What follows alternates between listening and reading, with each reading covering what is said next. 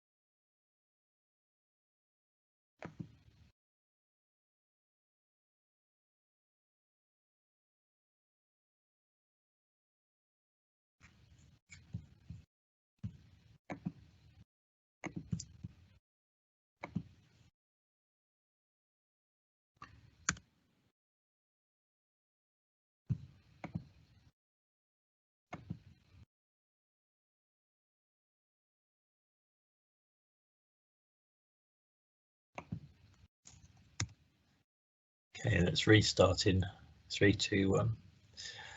Now, let's look at sanitary and phytosanitary or SPS controls. Now, like other UK import controls, SPS controls are going to be staged. From January onwards, all traders importing live animals, high-risk plants and plant products need to pre-notify the UK authorities of imports to the UK and obtain health declaration from the outset. You'll also need to pre-notify imports of high-risk animal byproducts. Documentary checks will be carried out remotely, and any physical checks will take place at destination or other authorised premises. Now, there's some changes from the 1st of April, where we'll be adding products of animal origin and regulated plants and plant products to the list of commodities requiring pre-notification and health documentation. And then from the 1st of July onwards, there will be an increase in physical checks and the taking of samples, and checks for animals, plants and products will now take place at GB border control posts. So as you can see, from January, you're already having to pre-notify certain items, with an increase in that requirement from April and then full checks from July. So let's look at how you pre-notify. So if you're importing, you need to use the system called IPAFS, that's the Import of Products, Animals, Food and Feed system, to submit pre-notifications for goods subject to SPS controls. IPAFS pre-notifies relevant authorities of SPS goods entering GB, and it replaces the Traces system. It's live, it's being used for DOCOM and ITAHC certificates that are needed for the movement of certain live animals. And if you go to gov.uk, you can register with IPAFS, and there's a link on this slide that takes you there. Now, pre-notification is required for imports from the EU in line with the stage introduction controls that I've just run through, starting with live animals and high-risk animal byproducts on the 1st of January, extending to cover the movements of high-risk food and feed not of animal origin in April, and products of animal origin. So let's look at the times that you need to give for pre-notification. Now, if you're moving live animals, you will need to submit import pre-notifications via iPass a minimum of 1 working day in advance of the goods arrival at the point of entry. If you're moving plants and plant products, the pre-notification needs to be submitting at least 4 working hours prior to arrival for row and air movements, or if you're coming in through other modes, at least 1 working day before the arrival of the goods, along with the phytosanitary certificate. And you may need pre-authorization by DEFRA or AFA for animal byproducts prior to imports taking place. Let's look at some of the other systems in place for SPS movements. Now, the ECHO system, the Export Health Certificate Online, is being used to control the safe export of live animals, products of animal origin, bees, endangered species, plants and plant products. And it allows exporters to complete export health certificates and phytosanitary certificates online. System's live, and it essentially replaces the largely manual rest of the world EHC processes. And after the transition period, the EU now requires GB exporters to have EHCs and phytosanitary certificates, and you apply for those through ECHO. And since the 1st of January, traders in England and Wales have been able to apply for health and phytosanitary certificates on ECHO. Traders will need to complete an EHC for each type of animal or animal product that is exported, and it will be enhanced to produce export plant health phytosanitary certificates for exporting controlled plants and plant products from the UK. Now, if you're moving SPS goods from the UK to the EU, you will need to work with your import partners in the EU because they require pre-notification as well using the Traces NT system. And there's a link on this slide that's operated by the European Commission. So if you're importing plants and plant products, what should you expect? So as of January, as I said, there's a requirement for pre-notification and phytosanitary certificates for high priority plants and plant products. But SPS checks will take place away from the border, either at destination or at other approved premises to start with. The type of things in that category include all plants of planting, ware potatoes, some seed, some timber, and used agricultural and forestry machinery. Now, in addition, for solid fuel wood that's not otherwise regulated, you will need to provide pre-notification, but we will not require a phytosanitary certificate. And we've put a full comprehensive list of high priority plants and plant products on gov.uk. The link is on this slide. From April onwards, we're extending the pre-notification requirement to all regulated plants and plant products, and a full list of those items is available on gov.uk. From July onwards, there will be an increased number of checks and identity checks. Goods will be required to enter GB through a point of entry that has got an appropriate border control post so that those checks can be undertaken. Let's look at importing live animals and products. Again, you'll see there's a staged approach. So from the 1st of January onwards, you needed to provide pre-notification and health certificates for all live animals. Physical checks for live animals will be broadly the same as those levels that were previously required for EU imports and will be carried out at the destination. From April onwards, we will be extending that to all products of animal origin, so meat, honey, milk, egg products, for example, and you'll also need an export health certificate at that stage. And then from July onwards, pre-notification and health certification will be required for all imports of regulated animal byproducts. ID and physical checks for animal products will be introduced, and all animals and animal products will need to come in through a point of entry that has got a border control post with checking facilities. And all of those ID and physical checks will move to border control posts, be they existing points of entry or at new inland sites. Okay, so if you're exporting live animals and live products and animal products, from January, you need to ensure that goods are accompanied by an export health certificate secured by the exporter from AFA and completed by an official vet or an inspector. And their job is to verify that those animals or products meet the health requirements of the country in destination. that is outlined in EU regulations.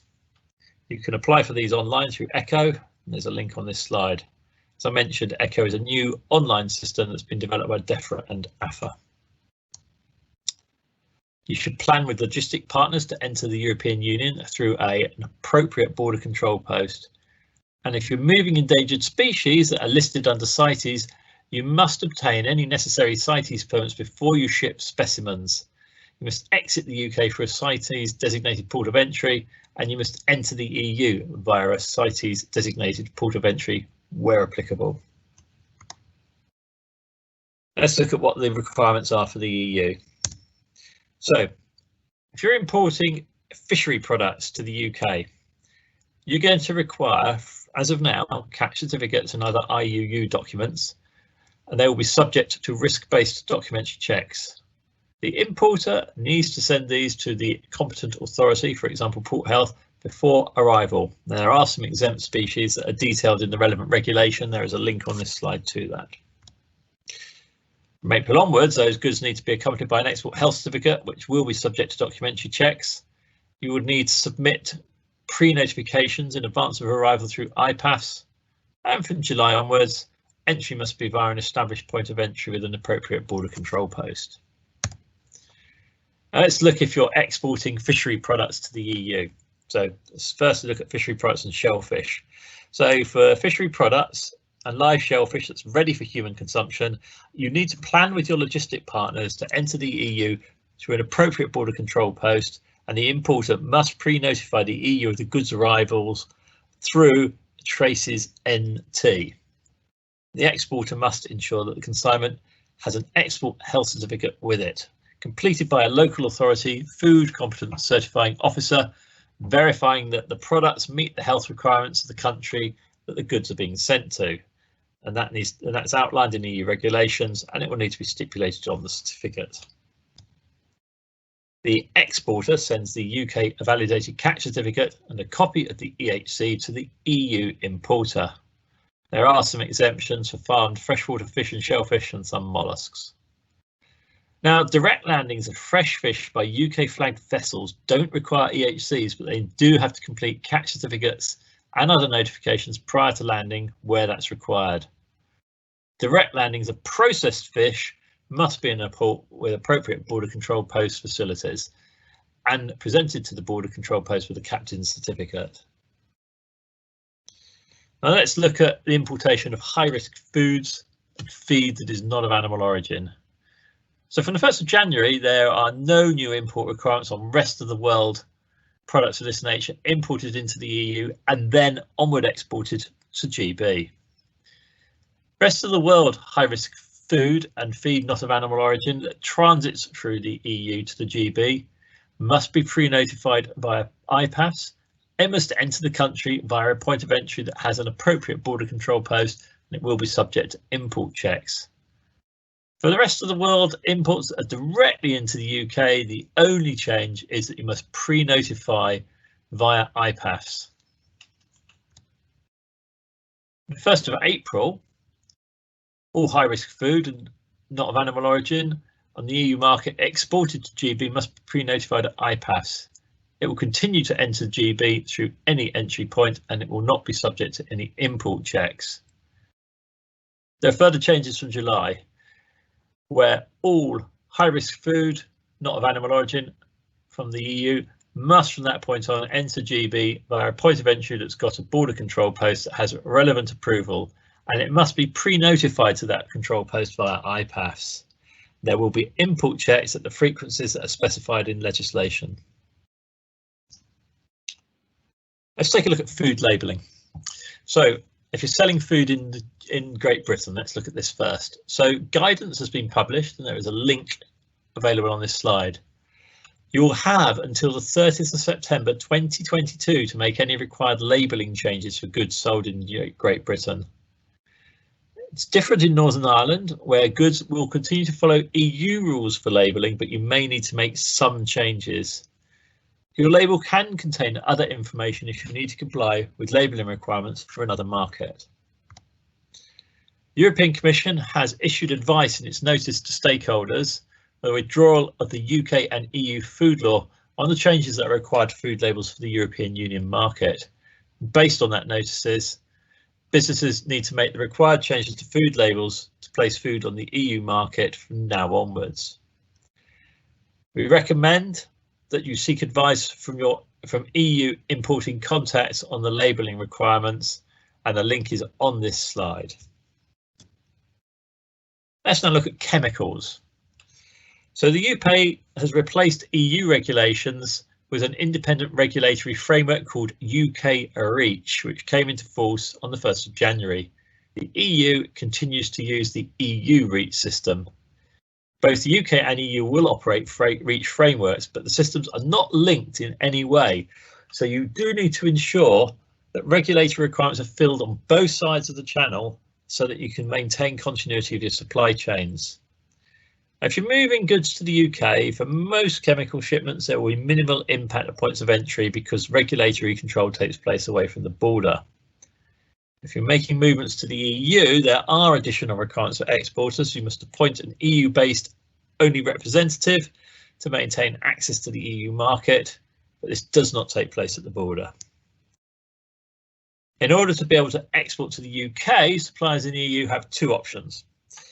A UK customer can register the substance under the UK REACH, and a notification provision is available for UK downstream users to ensure continuity of supply, or the EU exporter can register the substance under UK REACH using a UK-based entity. So either a UK-based only representative or an affiliate UK importer. Let's take a look now at endangered species and the CITES Convention. Now the UK continues to comply with CITES. The species and controls covered are listed under the 4 annexes to the wildlife trade regulations. Most CITES listed specimens need to be accompanied by valid CITES documents from the UK Management Authority, which is AFA. Details of how you apply for a permit and general guidance are available online, and I've given the link on the slide.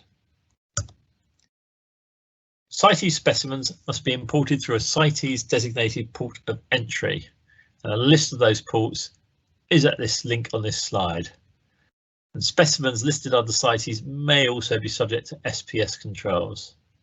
It's important to know that exporting a controlled species from GB without a permit is a criminal offence, with penalties of up to 7 years in prison and an unlimited fine. Let's take a look at a few other regimes that may apply. First is timber. The UK tackles illegal timber trade through the UK timber regulations and forest law enforcement governments and trade. Operators who are placing timber on the EU market for the first time will need to exercise due diligence on timber from GB and the rest of the world under the European timber regulations. Operators who are placing timber on the GB market must exercise that due diligence on timber from the EU and the rest of the world under the UK timber regulations, and that will require supply chain information from EU sellers. Wood packaging material that moves between the GB and the EU must meet ISPM 15 international standards by undergoing heat treatment and markings. That includes pallets, crates, boxes, cable drums, spools and dunnage. And that material may be subject to checks either on or after entry to the EU. Now, there's no immediate change to the biosecurity threat of wood packaging material originating from the EU, so the UK is maintaining its current risk-based checking regime for EU wood packaging material. Further information is on gov.uk and the link is on this slide. That's the end of this section. Let's move straight on, and in 3, 2, 1. So now we're going to look at end-to-end assurance and how you can ensure this is in place. What do you need to establish? So it's your responsibility as a trader to make customs declarations, to provide the right documents and reference numbers to whoever is responsible for getting the goods across the border. They can do it directly, they can do it through a third party. Now, before you start trading, there's some things that you'll need to establish that depends on your role in the supply chain. So is the exporter registered in the country of export, and do they or someone who's operating for them have an EORI number so that they can make an export declaration if they need to? Do they need any specific authorizations to move the goods into another customs territory? For example, producing certain food types? Is the importer registered in the country of import? Do they or someone who's operating for them have an EORI number so an import declaration can be made? What Incoterms apply, which determines who's responsible for each stage of the journey? Will the importer or the exporter or both be using intermediaries? Do you need any additional certificates or licenses? If so, who needs to get them? Some of these can take up to 2 weeks and they require specialists to sign them off. So you need to find out when in advance before you start moving items. Before you start shipping, who needs to do what? So have the relevant licenses or certificates been obtained? So if you've got an export health certificate, for example, what type of model are you using to move the goods? Is it going to be using a pre-lodgement model, or is it going to be through the Common Transit Convention? Has an export declaration been submitted by the exporter or their agent? Do you have an export accompanying document or a transit accompanying document or a movement reference number, or indeed a combined transit security accompanying document? You need to ensure that the EU importer or whoever's acting on their behalf has pre-notified the EU authorities that goods are coming. That might be relevant for food products or other controlled goods. Has an import declaration been pre-lodged and produced either a transit accompanying document, a movement reference number, or a combined transit security accompanying document?